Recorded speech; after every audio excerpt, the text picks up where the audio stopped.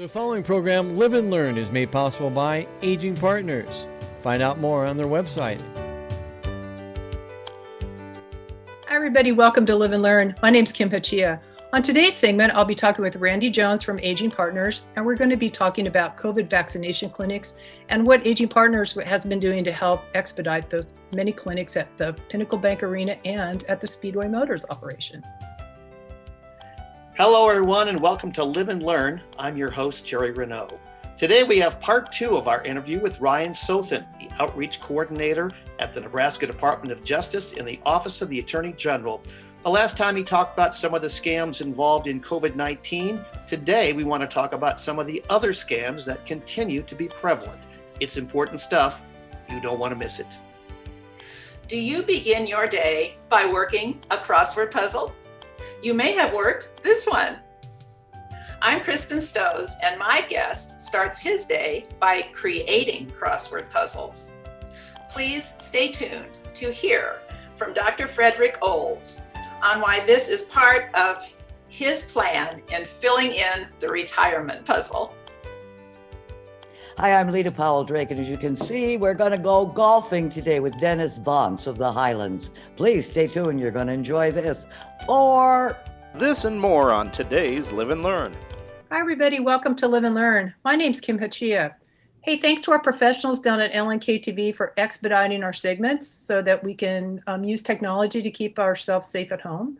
Thanks also to Aging Partners, who's the producers of the show. You know, by the time you see this segment, we will be 3 or 4 months into our city and county and actually our nation's efforts to vaccinate residents against COVID-19. And this has really been an all hands on deck effort. And kind of among the deck hands, at least for the city's efforts, has been our many friends from Aging Partners. And my guest today is Randall Jones, who's the director of Aging Partners, and we're going to talk about those efforts. So welcome to the show, Randall. Hi, Kim. Good to be back again. Thanks. So why did Aging Partners become part of the efforts at Pinnacle Bank Arena and Speedway? I know that 2 times we've been down there, it has just been a myriad of volunteers and also paid, obviously, people that are, helping with this. And so why has Aging Partners been part of it? Well, first, our agency, our primary focus is persons over 60 years old, and they've been amongst the highest risk population faced with COVID. So this is very important. It's important that people get vaccinated, and we've wanted to play a part so that we could assist. And seniors have special needs sometimes, especially those over the 80 group who have some mobility issues. So we wanted to be there to help make their experience good. Yeah. So what type of activities did Aging Partners folks do? It's amazing the variety. I mean, we did everything from providing direction to people that were parking or assisting with transition between a wheelchair and the vaccination center. We were taking temperatures, we were taking health histories, just the variety of things. And we just absolutely loved it. We got a chance to see a lot of our friends and consumers, again, that we haven't seen in over a year. Right. I know that a lot of things had to shut down because, for safety purposes, not only for the consumers or your clients, but also just for your own staff. And so that must have been hard because I know you guys are really friends with a lot of the people that come in and you're familiar with them, and not knowing what happened to them is, that can be difficult for your staff because you have made friends and relationships with people, and for them to just suddenly go away is really, disconcerting and difficult, I'm sure. Yeah, we've transitioned to doing a lot of visitations out in yards and driveways and phone calls and video like this, and so it's been a different way of approaching our work. Right. I think a lot of us have had to make that big pivot. Yeah. And I think a lot of us are also kind of looking forward to maybe returning to a little bit of the old way. And those vaccination clinics are one way that are going to help us do that. we actually have a really cool video that LNK TV people made about some of our vaccination efforts at both Pinnacle and at the Speedway location. And I guess they're going to roll that video. And so cue it up and let's see it.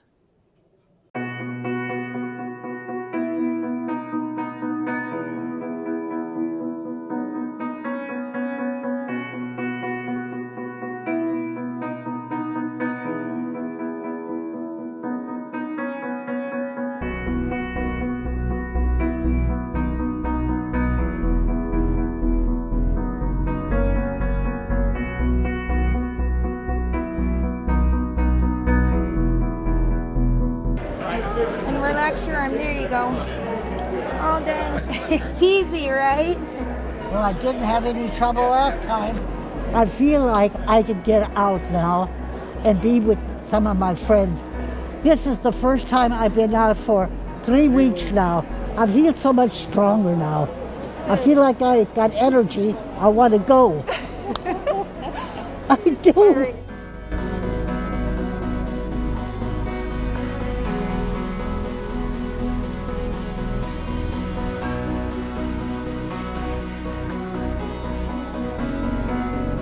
I am a uterine cancer survivor for 2.5 years now. I was especially fearful of being out in public and getting COVID, not knowing if what my immune system is like now after my many rounds of chemotherapy. So this is just wonderful.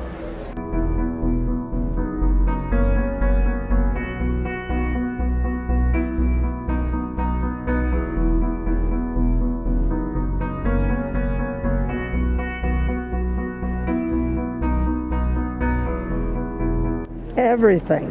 It means everything to me. I don't know. I wouldn't want to go through life without it. I'm afraid it wouldn't be long for me.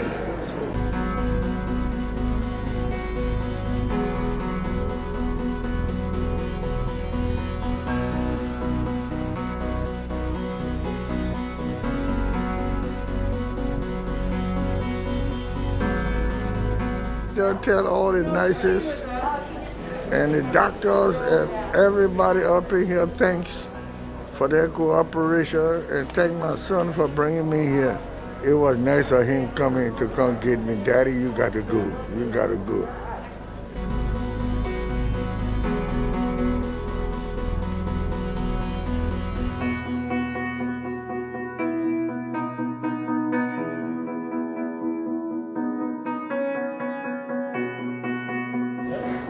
I think the biggest motivation is being able to see our family and our grandchildren and get out and be out and about. Yeah. Yeah, there's no doubt that the lack of being able to get together with friends, that's a definite motivation.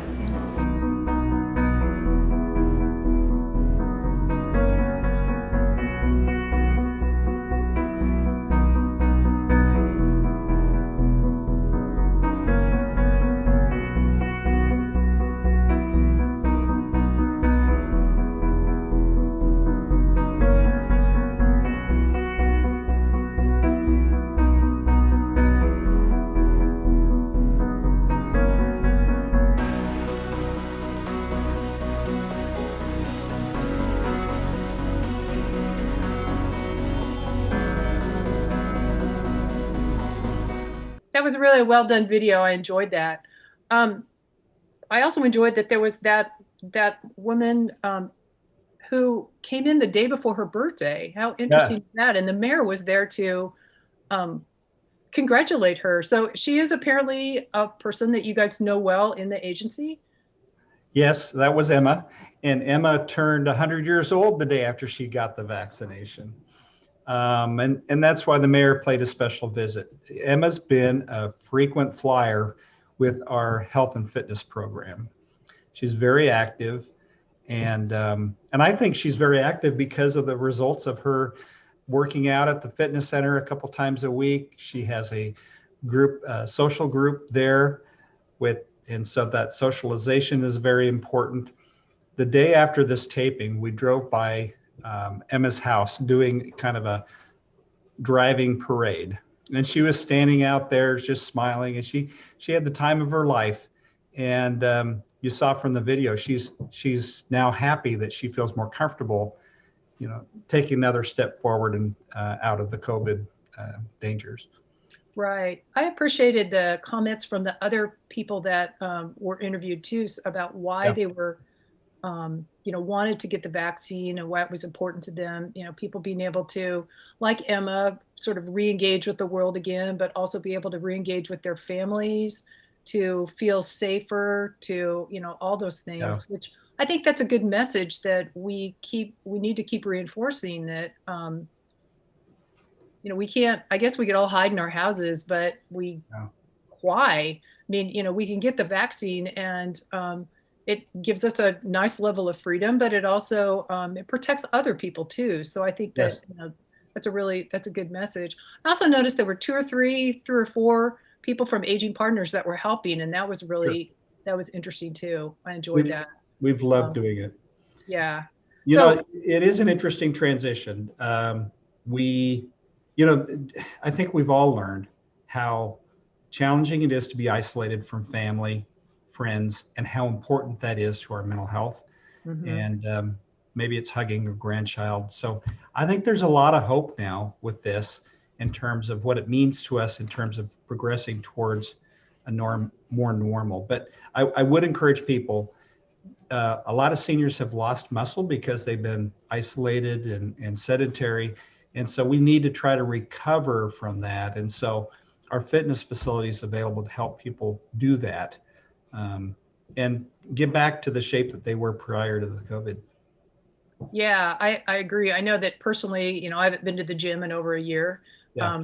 I keep walking and everything and try to sort of I dropped out of my yoga class too. And I keep trying to keep up, but it's not the same as not having that routine. And so I'm looking forward to being able to resume that type of activity and also just get back to a more, just a normal life of, not feeling that sense of dread just because I'm going to the grocery store.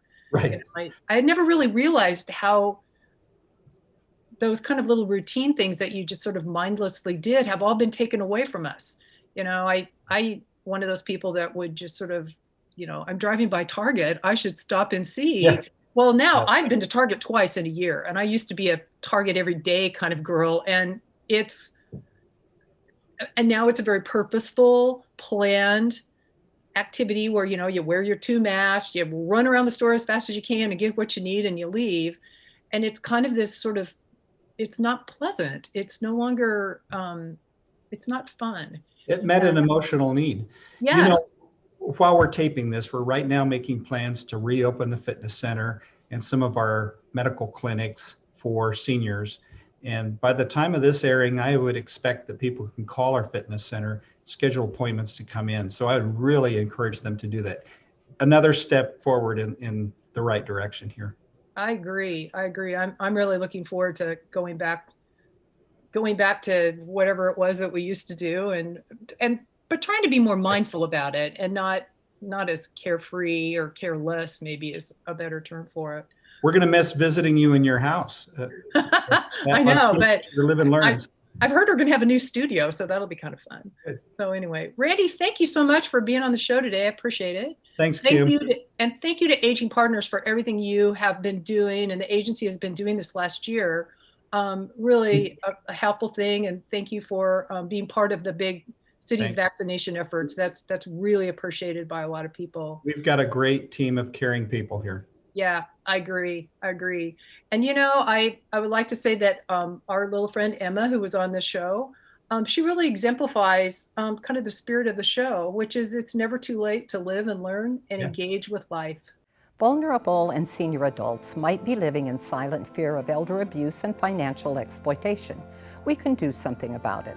The Nebraska DHHS recommends that communities maintain and improve resources such as public transportation and senior centers to prevent social isolation. Engage professionals in various disciplines to find solutions to end elder abuse. Every year, June 15 is observed as World Elder Abuse Awareness Day, an opportunity to ensure justice for all. I'm from Medicare. We're sending out the new cards, and I need to confirm your billing information to keep your coverage active. For your protection, I need the last 4 numbers of your Social Security number. We need this urgently, or else you'll be charged a fee.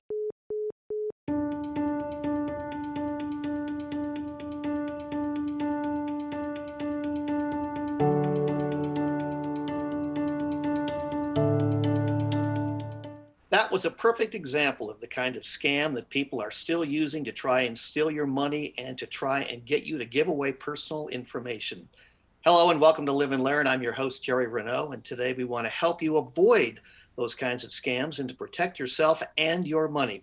Joining us is the Outreach Coordinator of the Nebraska Department of Justice in the Office of the Attorney General, Ryan Sothen. Ryan, welcome back to part 2 of how you can protect yourself.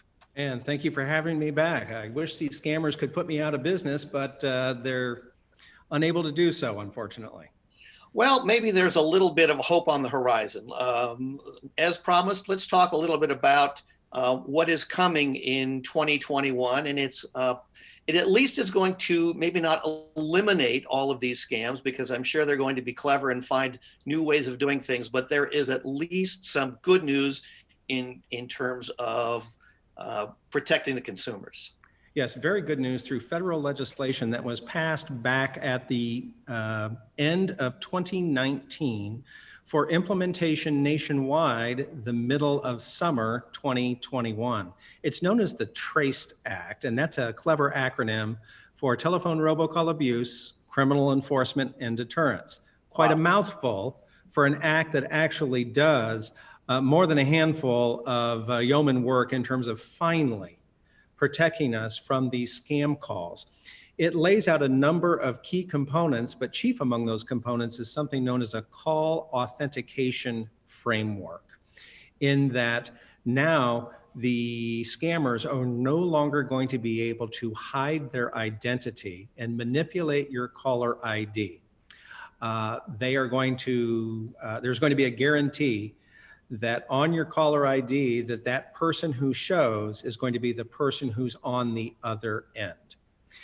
This caller authentication framework is specifically being implemented across the nation's IP, or Internet Protocol networks. That means internet-based dialing. So if you are a Allo or Cox or other provider, you have a cable phone. 99% of the scammers use the internet as their means for reaching out to us. So we're going to be able to shut off that component, and we're going to be able to trace back end to end across an IP network. There are going to be other components as well, such as increased enforcement in fines. The statute of limitations on this ends at 12 months. It's now being extended to 4 years. And since it's going to be easier to identify these scammers, we'll also be able to persist now with enforcement efforts to really send a strong message. But what's happening in the interim? Why we're talking here on this show is that the scammers know that there is a sunset on their activities July 1, 2021. Therefore, they are doing everything that they can within their power to get while the getting is good, and we've seen nothing but a huge spike in scam calls. I'm sure your viewers have experienced the same, and that will continue unabated until it shuts off like a light switch come July 1. So if on my phone, when this goes into effect, will it because there's lots of times I get a phone call and I go, oh, well, that's somebody from Lincoln. I mean, it's showing up as a Lincoln number, and yet it's obviously not. Is that going to be eliminated? That is specifically what is designed to be addressed through this call authentication framework. And that is the spoofing, where the scammers have software which manipulates the caller ID and allows them to substitute or drop in a telephone number, most frequently from the local community or the local exchange area. That's no longer going to be permitted because of this digital token, much like the digital chip that's on your credit or debit card. It's going to be an electronic token in the network that if it's not present and it cannot be generated by the scammers, then the call will not be permitted. What we're seeing is implementation, early implementation of elements of the TRACED Act across popular networks now. For example, in the cell phone networks, if you have a Verizon service, they have a TRACED Act feature known as Call Filter that you might want to inquire about. AT&T users, it's called Call Protect. And in the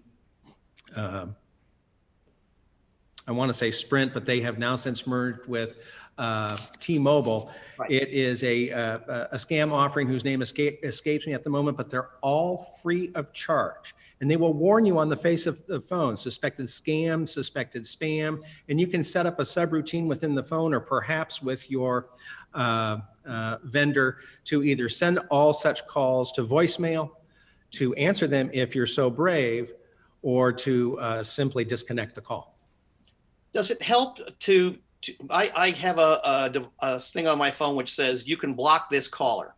Yes. Does it help to do that? It does indeed. That is discrete call blocking. Another element of the TRACED Act, there is a database of known and reported scam calls that as the call is arcing its way to you through the network, with look-ahead signaling, the call network will access that database, and if it finds a match between a reported scam call and the number that's calling you, that's what warns you on the face of the phone. That's how it works in a very simple reduction. Very good. It's nice to know that there is at least some good news on the horizon. But until then, let's talk about some of these scams. We've talked about them before, but they still seem to be prevalent. They obviously still seem to be working. So let's at least run through a few of these. And the first one is the scam about grandparents and children in trouble. It's our oldest, but perhaps our most successful because of the emotional charge in the messaging. Resist the urge to act immediately. Ask questions of the caller that only an intimate family member would know because of the detail behind that question. And then if you find yourself still in a state of belief and you're driving to the Dollar General or you're driving to the Walmart or wherever to get the gift card or make the wire transfer, stop first and call your grandchild. Call them on their cell phone. If you know how to text, that's even better. But just pose a friendly grandparent inquiry as to how they're doing because they've been on your mind lately. I think you'll be put at ease that they're anywhere other than where the scammer led you to believe that they were. And I would think that if you can't get a hold of the grandchild, you should call son or daughter, and they would know if they are traveling or if they are in trouble somewhere along the line as well. Agreed. Very good counsel. Okay, how about the next one? Tech support for computers. I just got a call on this one the other day, and it's all I can do to not let spew forward profanities with these people, but I just hung up on them. Let's talk about this one because this is still a big one. Well, many of us know what it is that we don't know, that we've adapted to the computer technology without really knowing how it works under the hood, so to speak. So when someone calls us proactively and tells us that there has been a report of either scam emails or a widespread infection traced to our computer, we're likely to believe, especially if it should show up as a pop-up message on our computer screen itself. The key thing that you want to do is to never give control of your computer screen to the scammer. That's how they can get in and plant additional malware, copy your hard drive, and further infect your machine to steal your personal information. But if you will keep a clean machine, as we like to say, which means keeping that operating system and any attendant antivirus, anti-spyware, anti-malware automatically updating. These update almost weekly for an operating system, maybe 2 or 3 times a month for an antivirus. It's a simple setting in the control panel of your computer. If you don't know how to take the 30 seconds to flip it on, that tech-savvy family member or friend will be able to help you. Yeah, and one of the things that it always gets me is when you're on the phone and they say, now press 1 for for more information or to talk to somebody, and that's not something you want to do. Correct. That's actually a measure of their calling regimen. They're just dialing for dollars. And it's only when you press 1 that you're then connected to a call center where you then are in absolute direct connect to your scammer. So just avoid pressing any digit, just hang up. Let's talk a little bit about Social Security, because that was the example that we showed even at the beginning of the program. That is still one that usually involves the Social Security card, does it not? Still prevalent, still a story too bad to be true.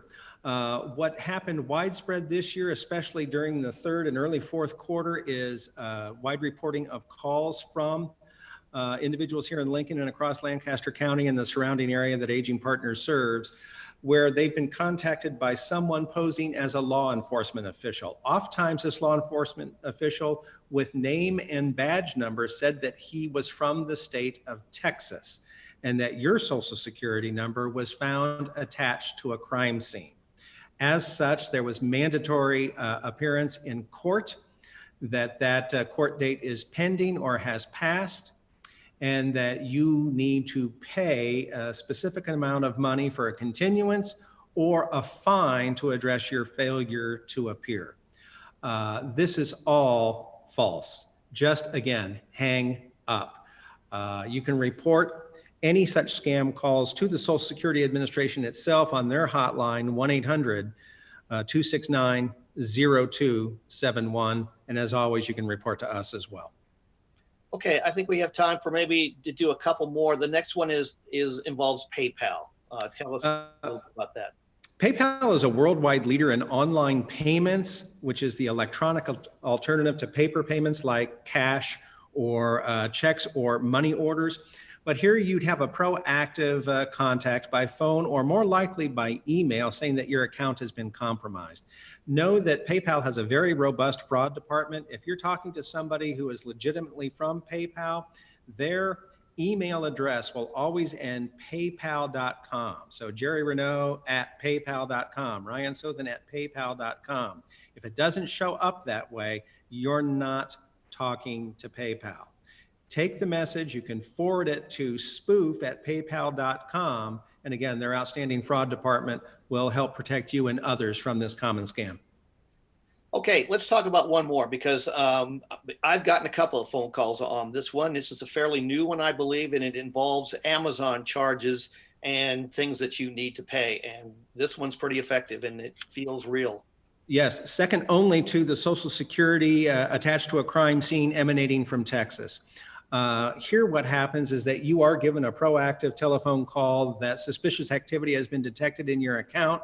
Very often it's reported as a $300 charge for a laptop or desktop computer. They're calling to confirm and saying not to worry, we thought it was fraudulent, we're reaching out and we are going to refund the charges to you on this telephone call.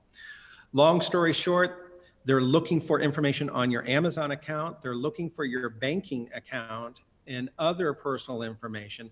That $300 chargeback is going to become an accidental $3,000 chargeback, and they're going to ask you to pay them the difference for the mistake that was made.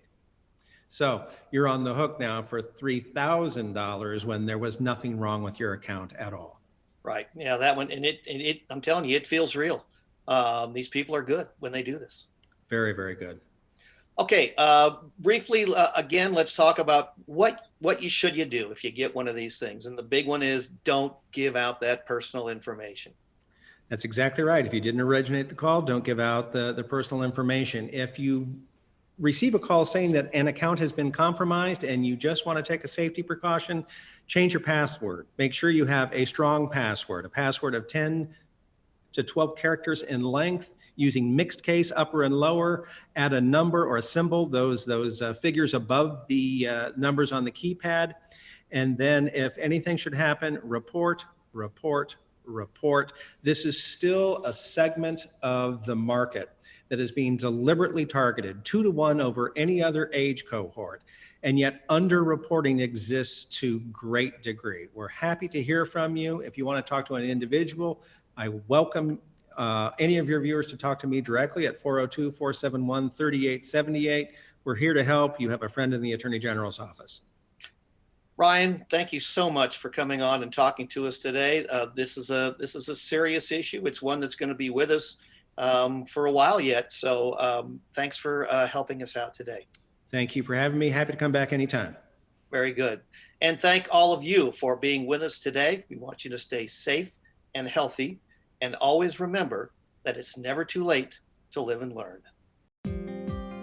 Hi, I'm Randy Jones with Aging Partners. Did you know that Lincoln expects a 75% increase in the number of seniors living in our community over the next 15 years? Aging Partners is a community service that provides fitness programs to help keep older adults strong and healthy. This year, Lincoln Cares donations are providing funds for new fitness equipment. You can help make this happen. Sign up to support Lincoln Cares and add $1 to your LES bill each month. One of the definitions of retirement is being away from busy life. My guest has a plan, and he is here to tell us how he is conquering retirement one word at a time. I'm Kristen Stowe, and I am so pleased to welcome Dr. Frederick Olds, Nebraska Wesleyan President Emeritus. Fred, welcome to Live and Learn. Thank you, Kristen. It's a delight to be with you. It's wonderful to have you here, and what a fun subject. Could you please start by telling us about your background and how you found yourself in Lincoln? Yes. Well, I'm Minnesota born, raised in upstate New York and Ohio, and went back to Minnesota for college. So I think of myself as a Midwestern person, and Nebraskans think of themselves as Midwestern people. Yes. Also, and my career was in higher education in various ways, and in 2007, I knew about Nebraska Wesleyan University, and in 2007, I was invited to be president of NWU, and have been here. That's wonderful. That is so wonderful, Fred. I love that story. So you were at Wesleyan, and when you started to contemplate your own retirement, you realized that you needed a plan. How did crossword puzzle creation enter as part of this retirement plan for you? Well, I think it was probably maybe 3-4 years ago, Kristen, that I tried again to construct some crossword puzzles. I had tried that years ago, and I had enjoyed completing crossword puzzles all my life. Okay. What I found a few years ago was that there's now software that aids the process. So I got a license for a pretty sophisticated software program, and I was off and running, initially making really terrible puzzles, and then slowly they got better. As with all things, practice makes perfect, right? All right, well, let's start by looking at the steps that are needed to create a crossword puzzle. The first step is to choose a theme, and this is pretty open-ended. Do you like to focus on certain theme ideas? Yes, because the editors mostly demand it. For the most part, so here's a theme that plays on the word weed, W-E-E-D, and I've come up with a whole long list of possible pieces to put into a puzzle that scramble the letters W-E-E-D, and at the bottom it shows tumbleweed. So that's going to be the theme of that puzzle. Another kind of example, I've made a puzzle recently. I wondered what would happen if I scrambled the sound air, or rather the sound ear. If I scrambled the sound ear and changed it to air. So keep your ear to the ground. What if it was keep your air to the ground? And the clue was you can get the money, but you can't ever travel in an airplane. You know. How creative. You must just be thinking all the time. I love that. Themes are easy to find and hard to make work. Yes, that makes sense to me too. All right, well then the second step then is to make the grid. And this is placing your black squares in your puzzles, correct? Yes, it is. And there's a whole set of rules that go with that. So here's an example with the tumbleweed of trying to start toward a grid where the words start and end, the theme words. And this one, it's got too many theme words in it, and so it's going to become confusing. But I keep playing with the grid layout, and the goal is to have about 35 to 38 black squares, blocks, in a 15 by 15 puzzle. Oh, So interesting. Interesting. Do you like it to look, I don't know, a little bit symmetrical or geometric or? Yes. Yeah. Yeah. So the expectation is that there will be what's called rotational symmetry. That if you turn the puzzle upside down, it looks identical in terms of the layout to what it was when it was. Really? Right. Yeah, that's so. Wow. Most every puzzle you find in a newspaper. Okay. All right. And you did tell me that a couple of puzzles you've created in the past actually made a picture of something with the black squares in the middle of the puzzle? Yes. So the puzzles I'm doing now for the Lincoln Journal-Star, there will be one coming up in a few weeks that's called something like Anchors Away, but there's no water. And it has an image of a ship in the center of it. I've got another one coming along that has the shadow of the Nebraska state capitol in it. And I've got one that purports to show an 18-wheeler. Oh, well, I'm going to watch for those for sure. All right, well then the third step in your puzzle creation is the fill. Is there an optimum number of words that you like to use to fill your puzzles? How do you go about doing this? Yes, so there's a balance to strike between the number of blocks, black squares, and the number of words one ends up with. And the expectation is that every word is at least 3 letters long. So if a puzzle has 36 blocks, it might have 76 words. If it has 32 blocks, it might have 72 words. You aim for some 70-some words in a puzzle. And so the fill is everything that makes it complete after putting in the theme. Okay, all right. And how do you manage not to repeat words? I mean, after so many puzzles. Yeah, the software program fortunately knows that there's a repeated word before I do. What it doesn't tell me is where that word is. So that's I see. That's a challenge. Okay, so then the next step is to refine the fill of the puzzle. What does that refer to? Yes, so there are words that end up in a puzzle initially that I don't actually want there in the end. Diseases and unpleasant things should never appear in a crossword puzzle. And I don't want things that are obscure. I often put in something, then I decide, oh, that's obscure. Mm-hmm. And there are various forms of repetition. So I have a puzzle I've just made which has sea legs in it. Well, I don't want the word sea and I don't want the word legs somewhere else in the puzzle. Oh, I see. Okay. Well, then that would take a little bit of time as well. Yeah. So then the very last step is to write your clues. And I'm thinking this is very fun and creative to do. It can be fun. I suppose it can be tedious occasionally too. The fun is the best part of it. So I've just written a clue in which it's something like group, and the word group abbreviated, group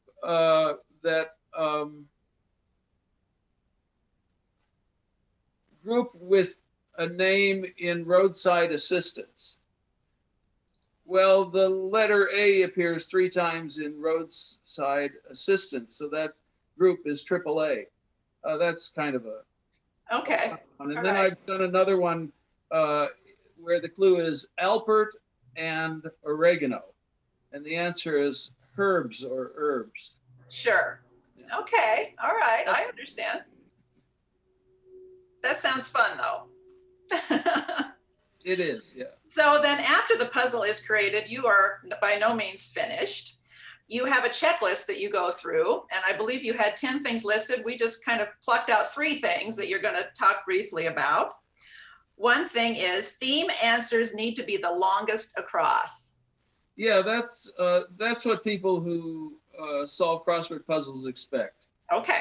When I've got a long opening, that should have something to do with the theme. So I check that. And if it's not the case, then I find some way to signal where the theme is, like using asterisks. All right, that's very good.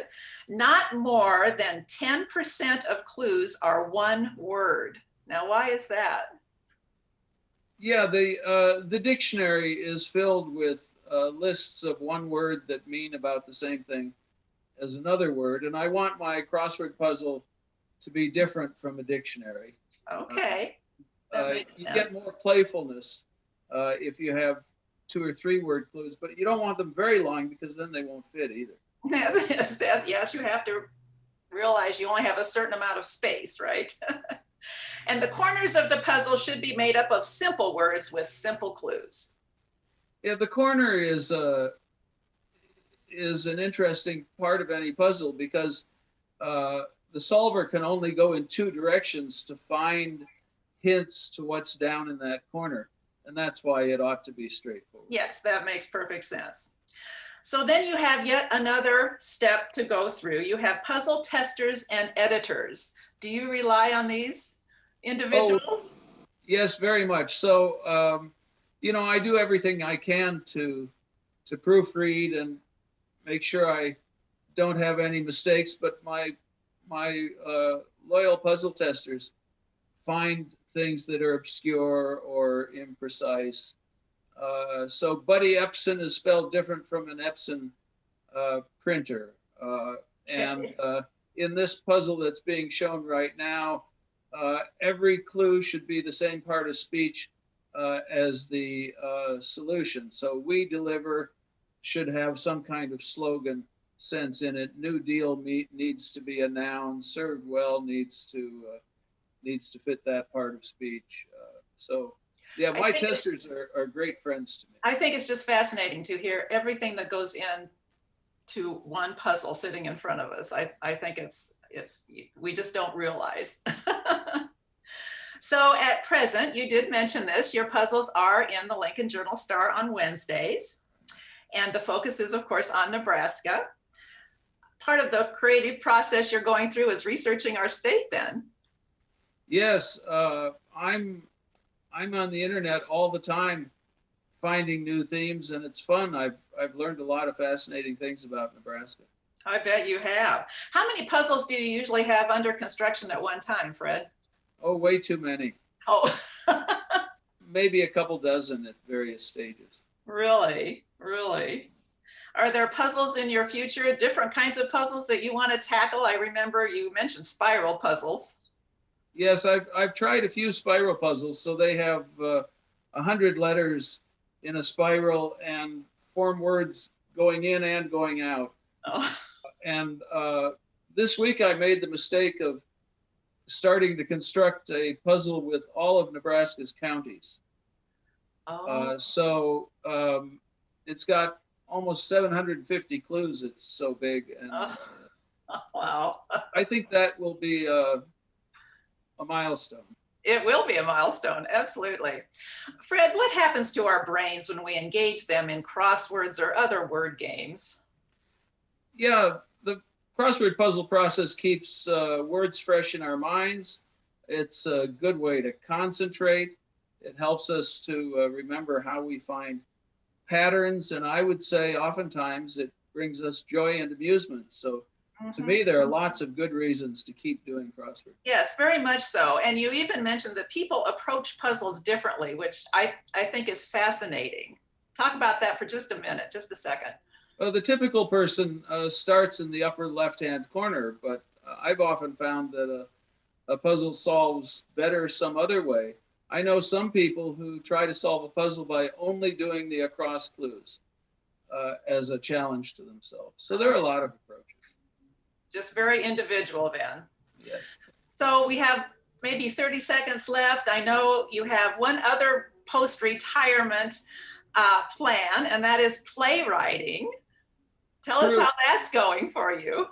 Yes, Kristen, I've pretty much finished one full-length play, and I'm starting on a couple of others. It's the hardest kind of writing I've ever done, so I suppose that's part of keeping the mind fresh also. Wow. I cannot wait to see a Frederick Oles play on stage. Thank you. And I will be in the audience. Is there anything else in your future that you didn't inform us about? You have so many things going on. I think that about sums it up, Kristen. Retirement's a good deal.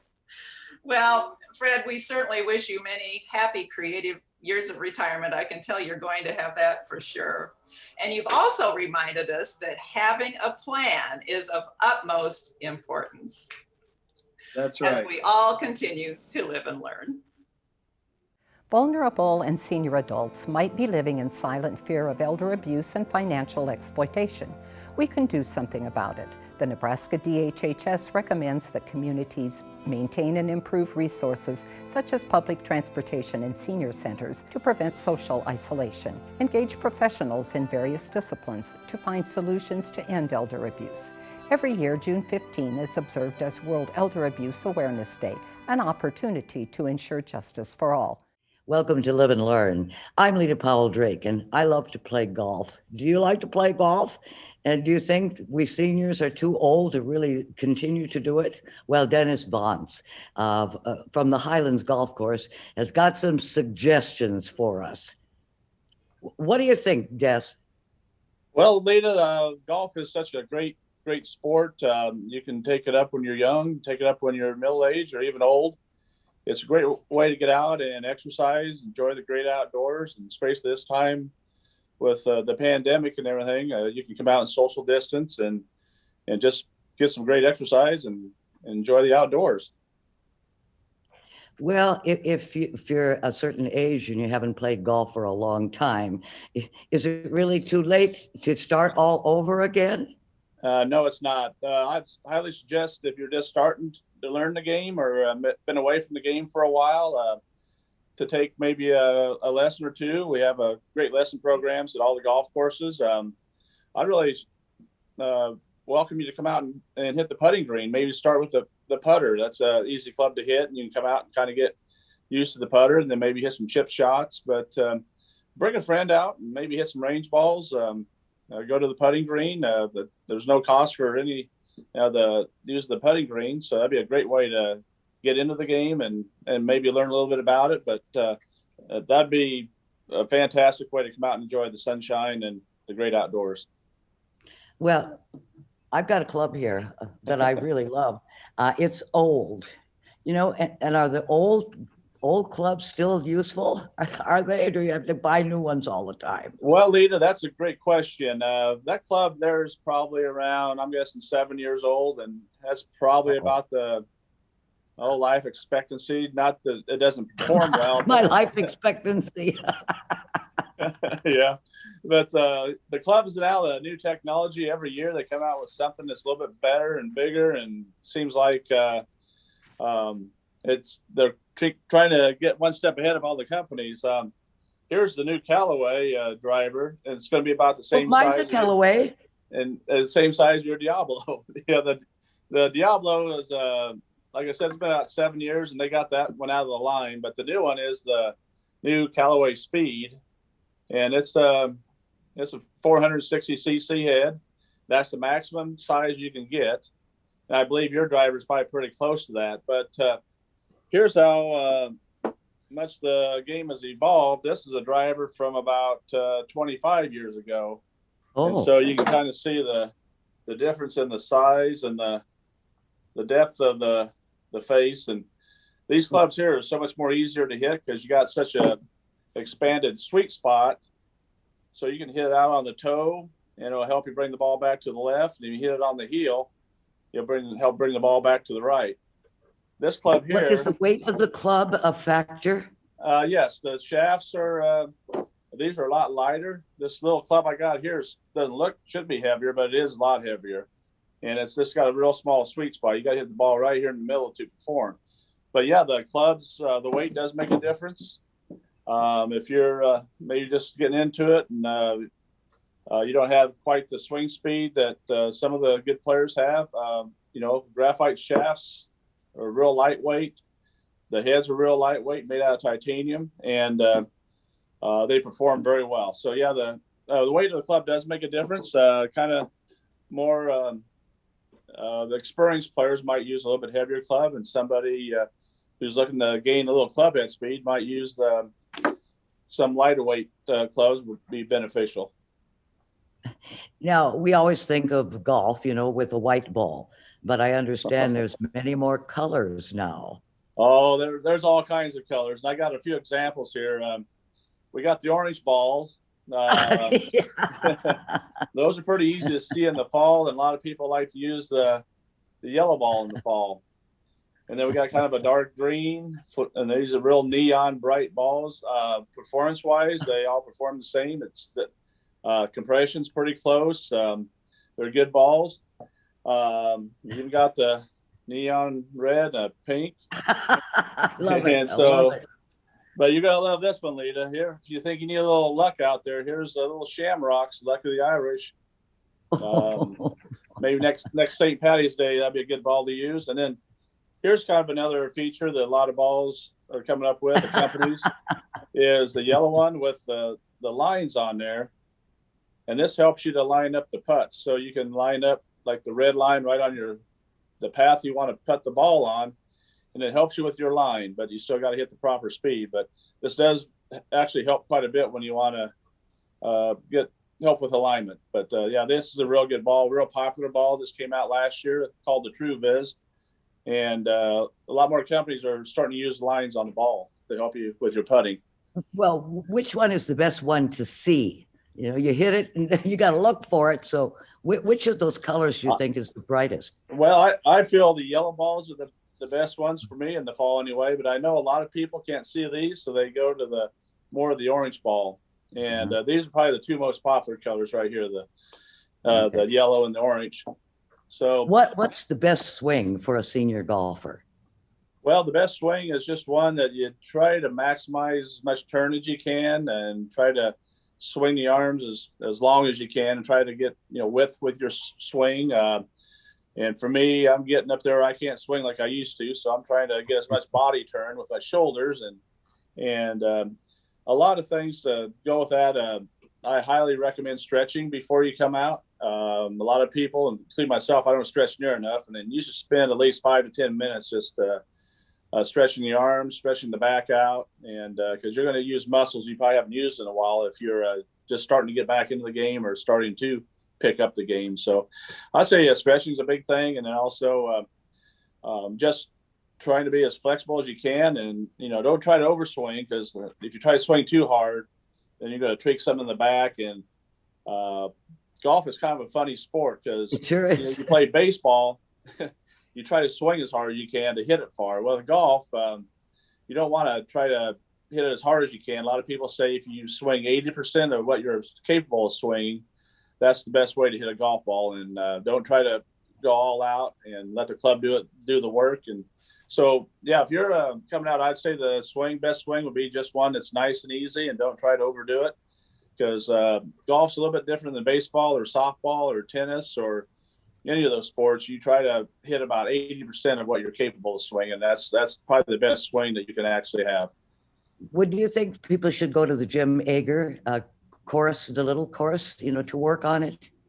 I highly recommend that. If you're just starting out the game, the par 3 course down and we have here in Lincoln is very unique. It's one of a kind golf course, and not many programs have that type of course for beginners and anybody wanting to pick up the game. That'd be an awesome way to go down. And they got appropriate tees. You can play holes from 100 yards all the way to almost 200 yards.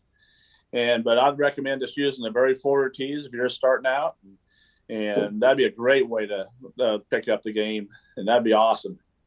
Yeah, well, women now finally have got a little opportunity. We have an advantage because we don't have to hit the ball as far as the guys. We get to, step forward.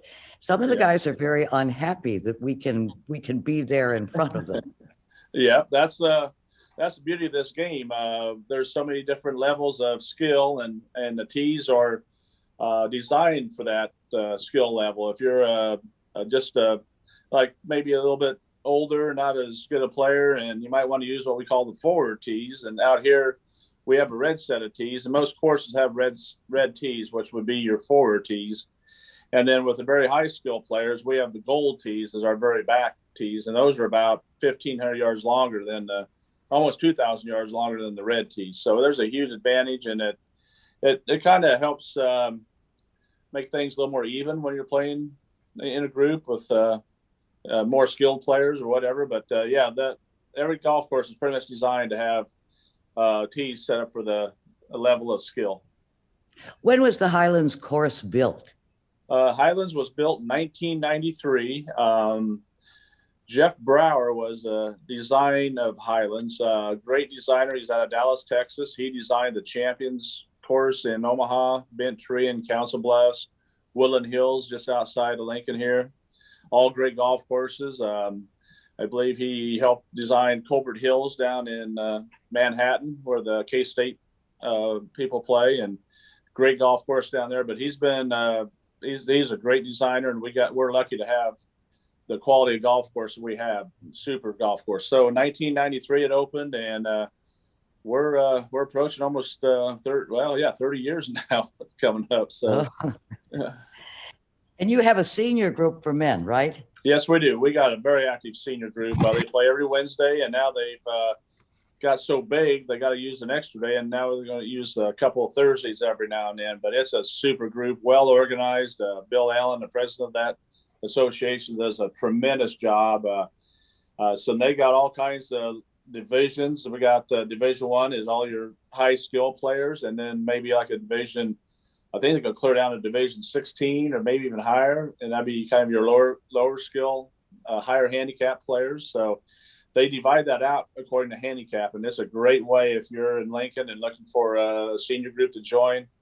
I don't think there's a better one in the United States. They do such a great job. It's well ran, well organized, and ever since I've been here, I worked with Ned Hedges. He kind of started it. He worked at the university, and he was well organized, and he just handed over the reins to Bill Allen, and Bill's done a tremendous job of filling those big shoes. So it's a great place for seniors to get out and enjoy the outdoors and exercise.